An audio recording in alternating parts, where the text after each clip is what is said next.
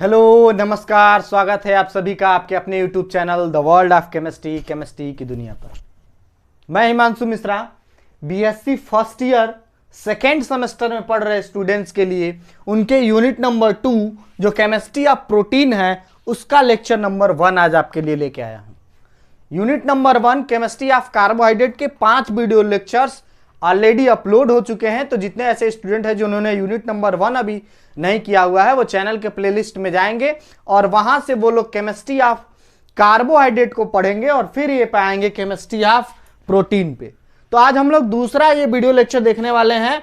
Chemistry of protein का lecture number 1 है, लेकिन यूनिट नंबर 2 का ये हम लोग पढ़े। यूनिट नंबर 1 हम लोगों ने फिनिश कर लिया है।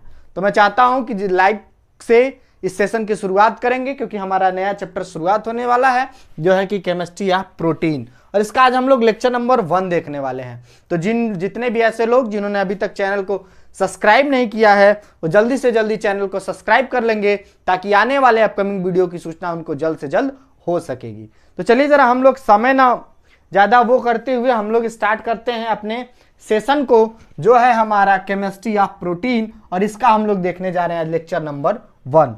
तो देखो जरा हम लोग देखने जा रहे हैं आज प्रोटीन को। आज हम लोग को जो पढ़ना है वो पढ़ना है प्रोटीन्स। ये प्रोटीन्स हमको पढ़ना है, ये प्रोटीन क्या होते हैं इसी के बारे में हमको पढ़ना है। तो प्रोटीन आपको पढ़ना है कि प्रोटीन क्या होते हैं। तो जितने भी प्रोटीन्स होते हैं वो किससे मिलके बने होते हैं। तो ये प्रोटीन जितने भी होते हैं आपके वो एमिनो एसिड से मिलके बनते हैं। एमिनो एसिड्स के मिलने से क्या बनता है, प्रोटीन बनता है। जब बहुत सारे एमिनो एसिड के मॉलिक्यूल पॉलीपेप्टाइड चेन बनाते हैं, पॉलीपेप्टाइड चेन्स की फॉर्मेशन करते हैं, चेन्स के थ्रू जुड़ते चले जाते हैं, तो फिर किसका फॉर्मेशन होता है, प्रोटीन का फॉर्मेशन होता है। तो प्रोटीन जो होते हैं वो एमिनो एसिड से मिलकर बने होते हैं, और जब एमिनो एसिड के मॉलिक्यूल्स पॉलीपेप्टाइड चेन बनाते हुए जुड़ते चले जाते हैं तो किसकी फॉर्मेशन होती है, प्रोटीन की फॉर्मेशन होती है। तो प्रोटीन के मॉलिक्यूल एमिनो एसिड से मिलेंगे जब वो पॉलीपेप्टाइड चेन के थ्रू जुड़ते चले जाएंगे। तो प्रोटीन जितने भी होते हैं वो इसेंशियल कंस्टिट्यूएंट्स होते हैं हमारे बॉडी के। तो प्रोटीन्स आर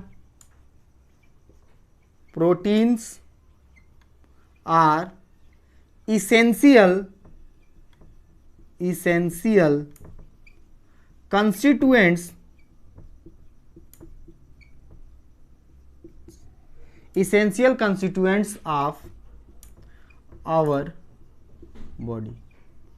हमारे बॉडी के ये प्रोटीन क्या होते हैं, इसेंशियल कंस्टिट्यूएंट्स होते हैं। प्रोटीन प्रेजेंट कहाँ रहता है, proteins are found in muscles, hairs and skins। देखिए जरा प्रोटीन कहाँ प्रेजेंट होते हैं। तो प्रोटीन हमारे, तो जितने भी प्रोटीन्स होते हैं हम लोग के वो मसल्स के अंदर, हेयर्स के अंदर और स्किन के अंदर पाए जाते हैं। साथ ही साथ proteins regulates various types of biochemical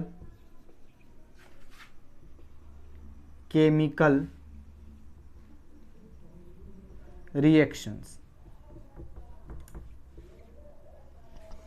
देखिए जरा प्रोटीन्स क्या करते हैं, रेगुलेट्स करते हैं वेरियस टाइप के बायोकेमिकल रिएक्शन को। Proteins regulate the various types of biochemical reactions. Biochemical reaction को क्या करते हैं, ये बायोकेमिकल रिएक्शन देते हैं।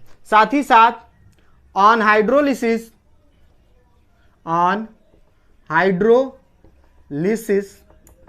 They produce alpha amino acids. देखिए हम क्या क्या बता रहे हैं आपको। हमने बताया कि प्रोटीन जो होते हैं वो एमिनो एसिड के मॉलिक्यूल के पॉलीपेप्टाइड चेन के थ्रू जुड़ने से बनता है। प्रोटीन एमिनो एसिड के मॉलिक्यूल के पॉलीपेप्टाइड चेन बनाते हुए जुड़ने से होता है। और प्रोटीन्स जो होते हैं वो इसेंशियल कंस्टिट्यूएंट्स होते हैं किसके, हमारी बॉडी के। Proteins are essential constituents of our body. Protein जो होते हैं वो इसेंशियल, जरूरी, आवश्यक कंस्टिट्यूएंट्स होते हैं हमारी बॉडी के लिए। साथ ही साथ proteins are found in muscles, hairs and skins.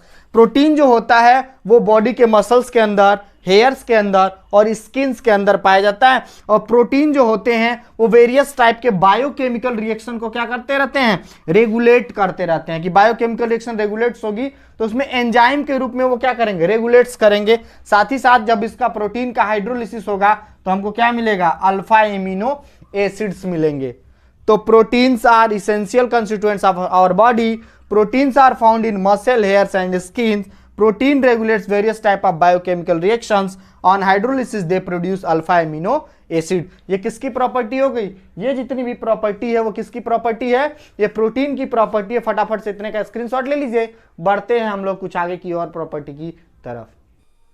चलिए जरा हमने प्रोटीन के बारे में स्टडी कर लिया, अब हम लोग देखने जाते हैं एमिनो एसिड के बारे में कि एमिनो एसिड्स क्या होते हैं, एमिनो एसिड क्या होते हैं। तो अभी आपने पढ़ा ना कि प्रोटीन जो होता है वो एमिनो एसिड से मिलकर बना होता है। तो एमिनो एसिड का जब आप स्ट्रक्चर देखेंगे तो एमिनो एसिड के स्ट्रक्चर में देखिए जरा क्या क्या चीजें होती हैं। एक साइड में COOH ग्रुप होता है और एक साइड में होता है NH2 ग्रुप। साथ ही साथ एक H होता है और एक R होता है। यही एमिनो एसिड का स्ट्रक्चर है। देखो, amino acids are the molecule which have two functional group, amino group and carboxylic acid group. देखो जरा, एमिनो एसिड के स्ट्रक्चर में, केमिस्ट्री पढ़ रहे हैं ना, तो केमिस्ट्री में हम लोग स्ट्रक्चर देखना पड़ता है। तो एमिनो एसिड के स्ट्रक्चर में एमिनो एसिड ऐसे मॉलिक्यूल हैं जिनके पास दो फंक्शनल ग्रुप होते हैं, एक कार्बोक्सिलिक एसिड ग्रुप होता है और एक जो होता है वो एमिनो ग्रुप होता है। ठीक है, तो amino acids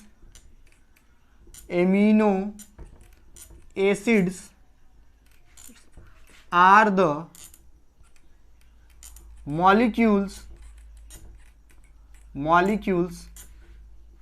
which have two functional group,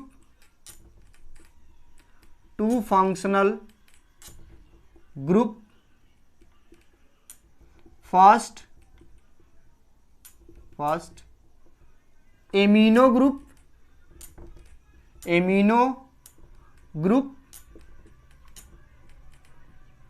and second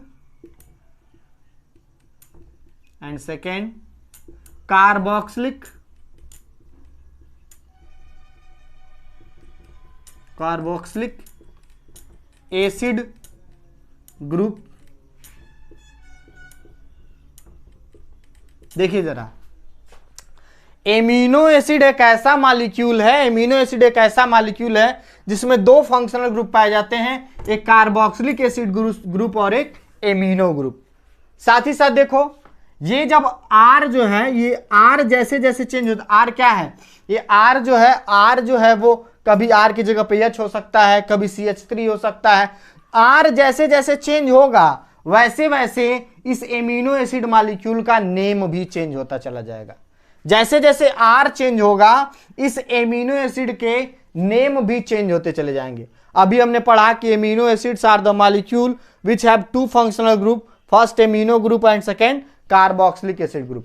और देखो जरा, ये जो कार्बन एटम है इससे से चारों ग्रुप क्या है, डिफरेंट जुड़े हुए हैं। एक COOH जुड़ा हुआ है, इधर NH2 जुड़ा हुआ है, इधर R है और इधर H है। तो यानी जब ऐसा कार्बन एटम जिसके चारों अटैच्ड ग्रुप यानी चारों बैलेंसी डिफरेंट ग्रुप से जुड़ी होती है, उसको क्या बोलते हैं, ऑप्टिकली एक्टिव बोलते हैं ना। तो amino acids are optically active molecule. क्या हम लिख सकते हैं, amino acids are optically optically active molecules due to the presence of chiral carbon atom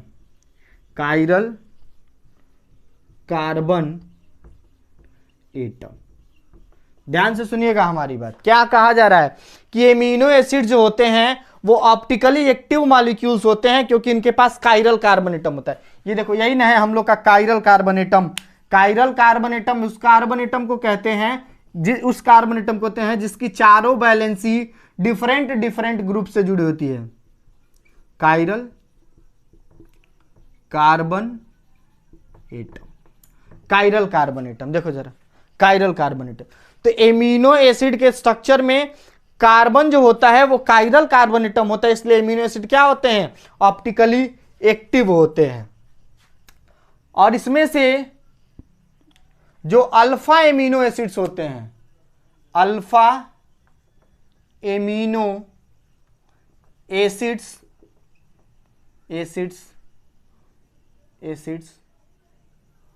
when attached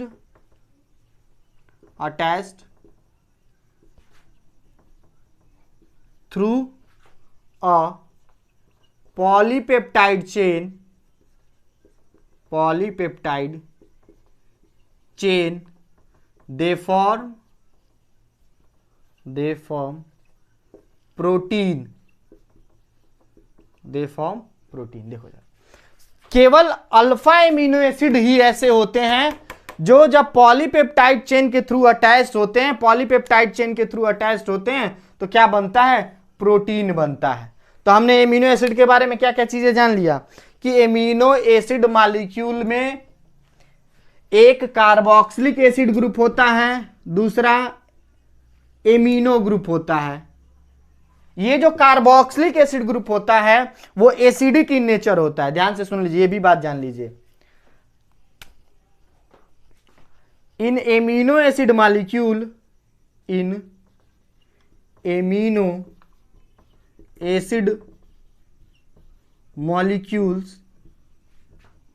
both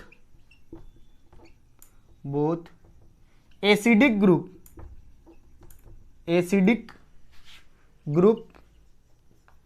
कौन एसिडिक ग्रुप है? तो COOH एंड बेसिक ग्रुप कौन सा बेसिक ग्रुप है? NH2। In amino acid molecule both acidic and basic groups are present.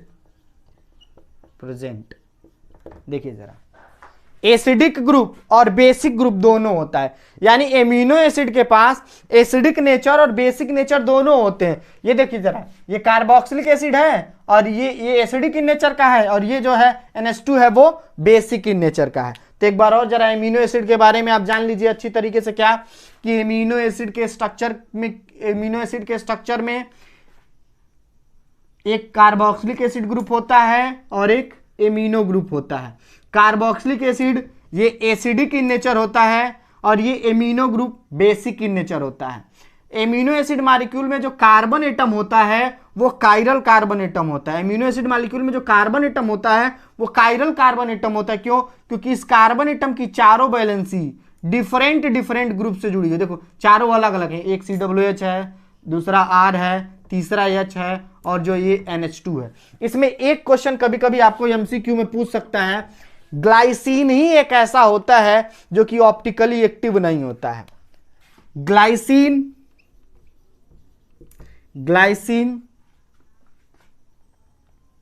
is not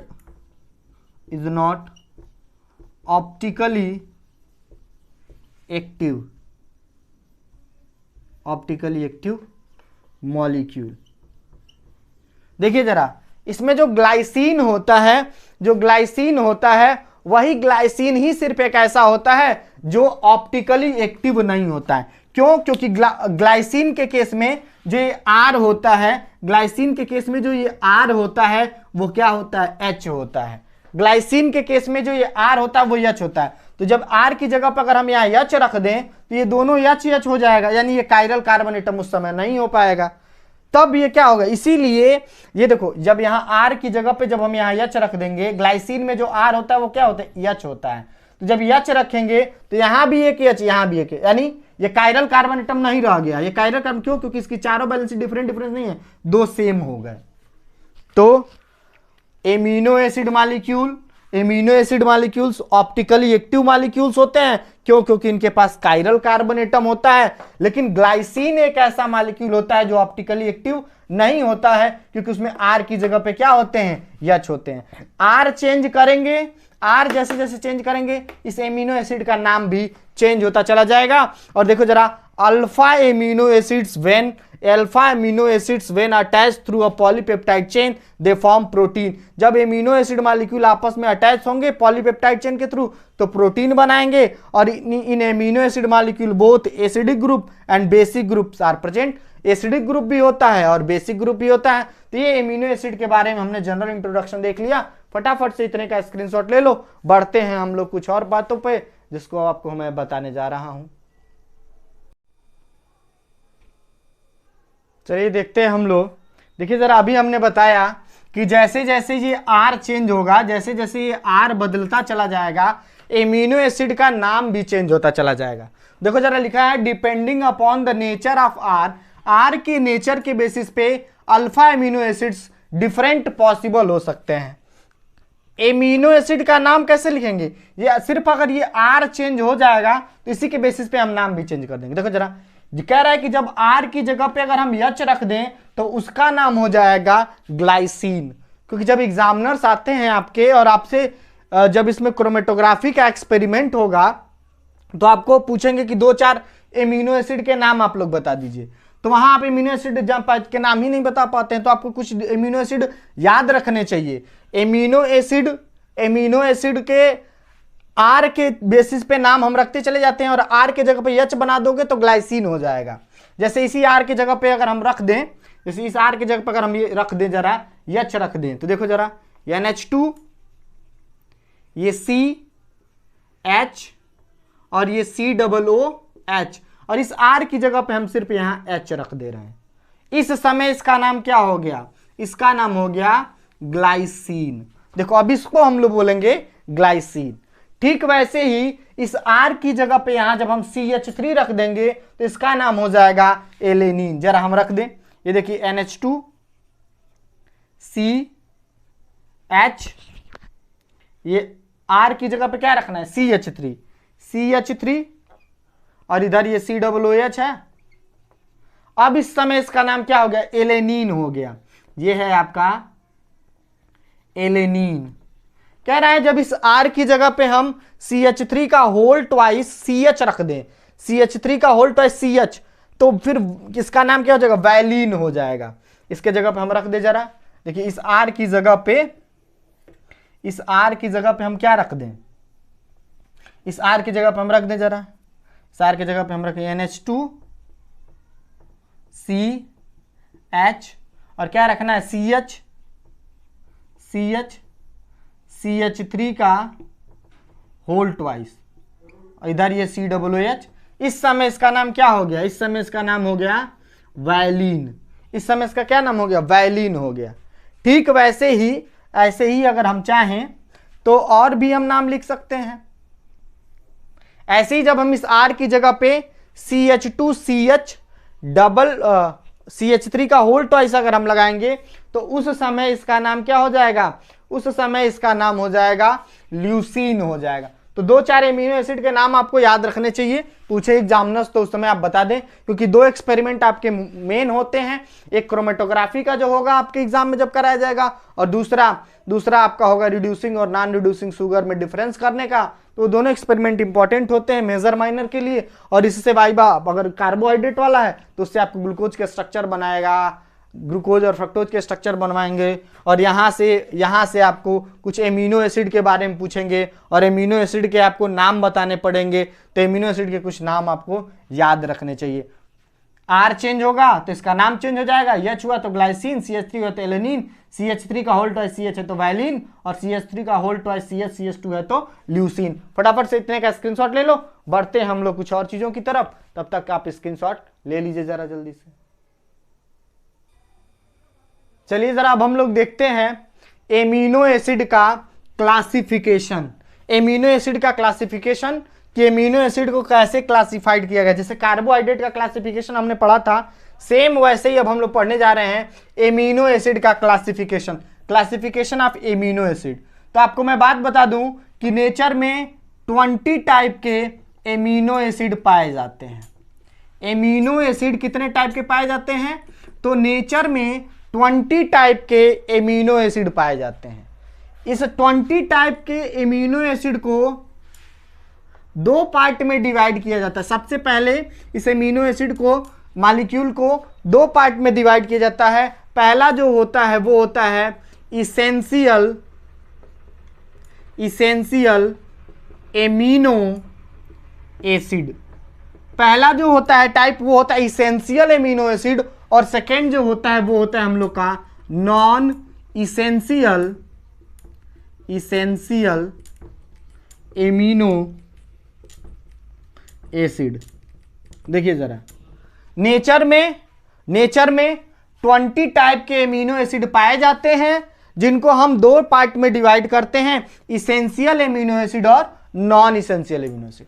तो nature में जब 20 type के एमिनो एसिड पाए तो कितने टाइप के एमिनो एसिड इसेंशियल हैं और कितने नॉन इसेंशियल हैं? तो देखो जरा, 10 टाइप के जो एमिनो एसिड्स होते हैं वो इसेंशियल एमिनो एसिड्स होते हैं, और 10 ही टाइप के ऐसे होते हैं जो नॉन इसेंशियल होते हैं। कई जगह 8 और 12 का भी रेशियो आपको देखने को मिलेगा, तो आपको कंफ्यूज नहीं होगा, क्योंकि दो एमिनो एसिड ऐसे होते हैं जो मेन के लिए तो इसेंशियल होते हैं, लेकिन और एनिमल्स के लिए वो इसेंशियल नहीं होते हैं। तो अगर आपको 8 और 12 का भी रेशियो मिले तो आपको कंफ्यूज नहीं होना है। तो आपको मैंने बताया कि नेचर में 20 टाइप के एमिनो एसिड पाए जाते हैं, जिसमें 10 टाइप के amino acid essential amino acid कहलाते हैं, 10 टाइप के amino acid non essential amino acid कहलाते हैं। अब किसको हम बोलेंगे इसेंशियल एमिनो एसिड और किसको बोलेंगे हम लोग नॉन इसेंशियल एमिनो एसिड? ऐसा एमिनो एसिड जिसका फॉर्मेशन या फिर सिंथेसिस बोल लीजिए, जिनका सिंथेसिस हमारी बॉडी नहीं कर सकती है, जिनका सिंथेसिस हमारी बॉडी नहीं कर सकती है, या फिर फॉर्मेशन, सिंथेसिस या फॉर्मेशन जो भी पढ़ लो, जिनका फॉर्मेशन हमारी बॉडी नहीं कर पाती है, इनको हमको बाहर से लेना पड़ता है। कहां से लेंगे हम लोग? डाइट से लेंगे, जो भोजन करते हैं उससे हमको लेना पड़ता है। तो ऐसे एमिनो एसिड जिनका सिंथेसिस हमारी बॉडी नहीं कर सकती है, हमारी बॉडी इसको नहीं बना पाएगी, ऐसे एमिनो एसिड जिनका फॉर्मेशन हमारी बॉडी खुद ब खुद नहीं कर पाती है, जिसको हमको बाहर से डाइट से या फिर फूड से लेना पड़ता है, उसको हम लोग बोलते हैं इसेंशियल एमिनो एसिड। और ऐसे एमिनो एसिड जिसका फॉर्मेशन हमारी बॉडी खुद कर सकती है, यानी ये बॉडी के अंदर बन सकते हैं, या फिर इसका सिंथेसिस हमारी बॉडी कर सकती है, इसको हमको डाइट से या फिर फूड से बाहर से लेने की कोई जरूरत नहीं है। इसको ऐसे एमिनो एसिड को हम लोग बोलते हैं नॉन एसेंशियल एमिनो एसिड। जरा पहला क्लासिफिकेशन ध्यान से देखिएगा, ये फर्स्ट क्लासिफिकेशन मैं आपको बता रहा हूं, पहला क्लासिफिकेशन। तो पहला क्लासिफिकेशन जो एमिनो एसिड का था वो ये कहता है कि नेचर में, कहां? नेचर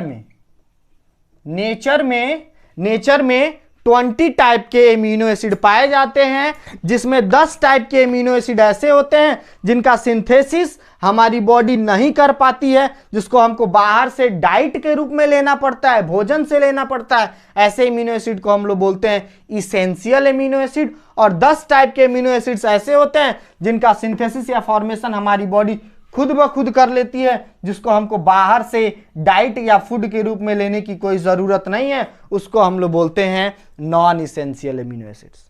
देखिए, in nature 20 types of amino acids are found, 10 types of amino acids are synthesized into our body and not into our body, and they come from the diet source, are called as essential amino acids, while non-essential amino acids are those amino acids which formations occurs in our body and they do not take from diet, are known as non-essential amino acid. तो amino acid 20 type के, जिसमें से 10 amino acid essential amino acid, 10 amino acid non essential amino acid. Essential amino acid जिसका synthesis हमारी body नहीं कर सकती है, उसको बाहर से डाइट से लेना पड़ेगा। नॉन इसेंशियल अमीनो एसिड जिसका फॉर्मेशन या सिंथेसिस हमारी बॉडी कर सकती है, जिसको बाहर से डाइट से या फिर फूड से लेने की जरूरत नहीं है, उसको हम लोग बोलते हैं नॉन इसेंशियल अमीनो एसिड। फटाफट इतने का स्क्रीनशॉट ले लो, इसका हम सेंटेंस दे दे रहे हैं आपको, वर्ड में भी लिख दे रहे हैं, आप नोट कर लीजिएगा। चलिए जरा हम लोग सेंटेंस में इसको देख लेते हैं। देखिए जरा, इसेंशियल एमिनो एसिड लिखा है, essential amino acids are those, essential amino acids are those which cannot be synthesized in the body at the rate necessary for normal growth and hence supplied in the diet। क्या कह रहा है, essential amino acids ऐसे amino acids होते हैं जिसको हम synthesis हमारी बॉडी नहीं कर सकती है, जो हमारे बॉडी के नॉर्मल ग्रोथ के लिए क्या होते हैं, रिस्पॉन्सिबल होते हैं। और इसके एग्जाम्पल हैं वैलिन और फेनिल एलेनिन। इसके एग्जाम्पल कौन से हैं, वैलिन और फेनिल एलेनिन। तो वैलिन और phenylalanine essential amino acids होते हैं जिसको हमारी बॉडी के डाइट के थ्रू में हमको लेना पड़ता है। देखिए जरा, लिखा है और deficiency in any one of essential amino acid prevent growth in young animals and may even cause death. कह रहा है कि अगर इस इसेंशियल एमिनो एसिड की कमी हो गई, अगर इस इसेंशियल एमिनो एसिड की कमी हो गई तो ये ग्रोथ, एनिमल के अंदर ग्रोथ को रोक देगा, साथ ही साथ ऐसा भी हो सकता है कि उनकी डेथ हो जाए यानी मृत्यु हो जाए। तो जब इस इसेंशियल एमिनो एसिड की कमी होगी तो इसेंशियल एमिनो की कमी होने से ग्रोथ जो है यंग एनिमल में रुक जाएगी और ऐसा भी हो सकता है कि उसकी डेथ भी हो जाए। इसके अलावा जो नॉन इसेंशियल एमिनो एसिड्स होता है, non essentials amino acids are those which can be synthesized from the other compounds by the body। Non essential amino acids ऐसे एमिनो एसिड्स होते हैं जिसका सिंथेसिस हमारी बॉडी खुद कर सकती है और इसका एग्जांपल है ग्लाइसिन, एलेनिन और सिस्टीन। फटाफट से इतने का स्क्रीनशॉट ले लीजिए। देखते हैं हम लोग एक और क्लासिफिकेशन इसी एमिनो एसिड्स का। चलिए जरा अब हम लोग इसी एमिनो एसिड के क्लासिफिकेशन को उनके नेचर के बेसिस पे देखते हैं। एमिनो एसिड के नेचर के बेसिस पे इसको कितने टाइप में क्लासिफाइड किया जा सकता है, इसको अब हम लोग पढ़ने जा रहे हैं। तो जरा ध्यान से देखिएगा और हम लोग सीखने की भी कोशिश करेंगे। तो एमिनो एसिड के फंक्शन के एमिनो एसिड के नेचर के बेसिस पे, फंक्शन के बेसिस पे तो हमने देख लिया, फंक्शन के बेसिस पे इसेंशियल और नॉन इसेंशियल एमिनो एसिड। अब इसके नेचर के बेसिस पे जब एमिनो एसिड को क्लासिफाइड किया गया तो 3 टाइप के एमिनो एसिड हमको देखने को मिलते हैं। पहला एसिडिक एमिनो एसिड, फर्स्ट जो था वो एसिडिक एमिनो एसिड, जो सेकेंड था वो है बेसिक एमिनो एसिड और जो थर्ड है वो है न्यूट्रल एमिनो एसिड। जरा देखिए, एमिनो एसिड के नेचर के बेसिस पे, एमिनो एसिड के नेचर के बेसिस पे जब हमने इसको क्लासिफाइड किया तो हमको 3 टाइप के एमिनो एसिड मिले, acidic amino acid, basic amino acid और न्यूट्रल एमिनो एसिड। किस एमिनो एसिड के नेचर के बेसिस पे, नेचर के बेसिस पे। इसके पहले वाला कौन सा था, फंक्शन के बेसिस पे। तो एमिनो एसिड के नेचर के बेसिस पे इसको 3 भाग में डिवाइड कर सकते हैं, acidic amino acid, basic amino acid और न्यूट्रल एमिनो एसिड। किसको बोलेंगे हम लोग, acidic amino acid. If the number of acidic group कौन सा, that is COOH group is more than is more than basic group that is NH2 group, then this type of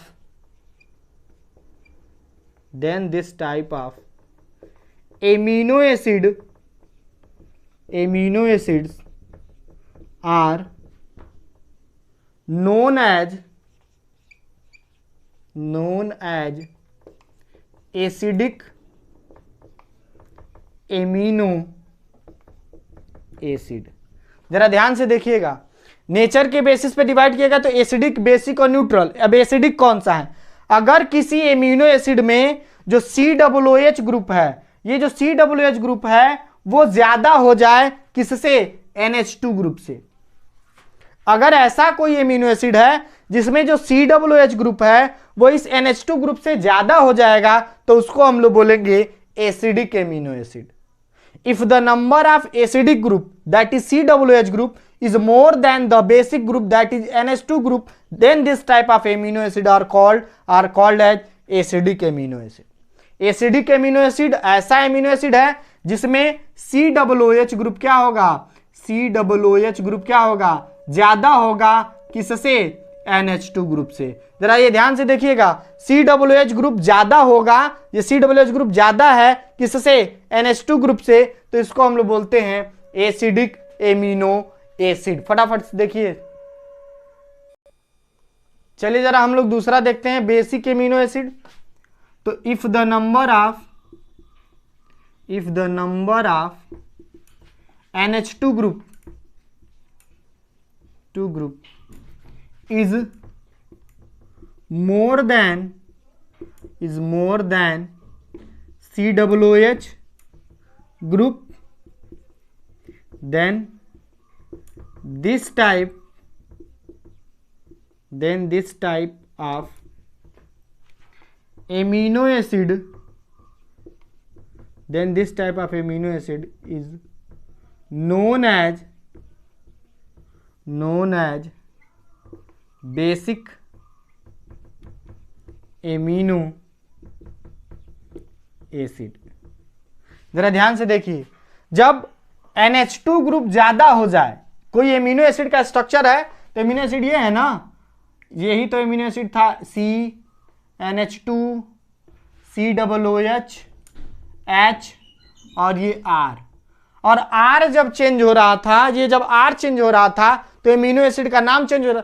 अगर इसी R में एक ऐसा ग्रुप लगा हो जिसमें COOH ज्यादा हो जाए, इसी R में एक ऐसा लगा हो ग्रुप जिसमें इस R में की जब क्या हो? COOH हो, तो एक COOH और एक COOH, दो COOH हो गया, यानी NH2 क्या हो गया? कम हो गया। तो ऐसे एमिनो एसिड को हम लोग क्या बोलेंगे? एसिडिक बोलेंगे। और अगर इस R ऐसा लगाएं जिसमें NH2 ग्रुप हो, R ऐसा लगाए जिसमें NH2 ग्रुप, तो NH2 कितने हो गए? दो हो गए, एक यहाँ और एक यहाँ, तो COOH क्या हो गया? एक हो गया। तो इस कंडीशन में क्या होगा? ये बेसिक। तो if the number of NH2 group is more than COOH group, then this type of amino acid is known as basic amino.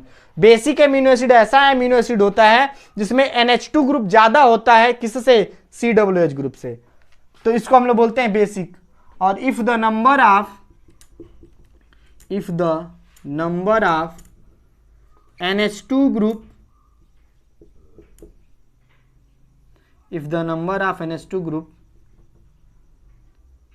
and COOH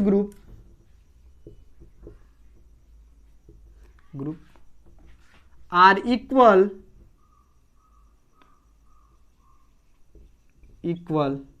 then this type of amino acid are known as neutral amino acid. देखिए जरा ध्यान से, जब NH2 group और COOH group दोनों same हो गया तो क्या हो गया? ये न्यूट्रल एमिनो एसिड। देखो एसिडिक एमिनो में एसिड में COOH ग्रुप ज्यादा होगा, NH2 ग्रुप कम होगा। बेसिक एमिनो एसिड में NH2 ग्रुप ज्यादा होगा, COOH ग्रुप क्या होगा, कम होगा। और न्यूट्रल एमिनो एसिड में जितना NH2 ग्रुप उतना ही COOH ग्रुप, उतना ही COOH ग्रुप। तो इसको हम लोग क्या बोलेंगे, न्यूट्रल एमिनो एसिड। फटाफट से पहले इतने का स्क्रीनशॉट ले लो, ले लीजिए जरा जल्दी से। अगर हम एग्जाम्पल की बात करते हैं तो एग्जाम्पल की जैसे हम बात करेंगे तो एसिडिक एमिनो एसिड का एग्जाम्पल है एस्पार्टिक एसिड और ग्लूटामिक एसिड। एस्पार्टिक एसिड और ग्लूटामिक एसिड। बेसिक की अगर हम बात करेंगे तो लाइसिन और एर्जिनिन, और न्यूट्रल एमिनो एसिड की बात करेंगे तो ग्लाइसिन, एलेनिन और सेरीन। ये एसिडिक एमिनो एसिड और बेसिक और न्यूट्रल एमिनो एसिड्स हैं। तो गाइज आज के हम लोगों ने इस वीडियो लेक्चर्स में हम लोगों ने क्या क्या चीजें पढ़ा, प्रोटीन के बारे में पढ़ा, फिर एमिनो एसिड के बारे में पढ़ा, फिर इस एमिनो एसिड का क्लासिफिकेशन देखा दो बेसिस पे, उनके नेचर के बेसिस पे और उनके फंक्शन के बेसिस पे। तो उम्मीद करते हैं आपको ये वीडियो लेक्चर पसंद आया हुआ होगा। इतने लोग अभी तक लाइक नहीं किए हैं, लाइक को बटन को जरूर प्रेस करेंगे। जितने ऐसे व्यूअर्स हैं जिन्होंने सब्सक्राइब नहीं किया वो सब्सक्राइब करेंगे, ताकि आने वाले वीडियो की सूचना आपको जल्द से जल्द हो सकेगी। और ये सेकेंड सेमेस्टर के ज़्यादा से ज़्यादा वीडियो अपलोड किए जाएंगे, तो चैनल के साथ जरूर जुड़े रहिए। Thank you so much for watching my video. मिलते हैं हम लोग इसी केमिस्ट्री ऑफ प्रोटीन के लेक्चर नंबर 2 में। Thank you so much.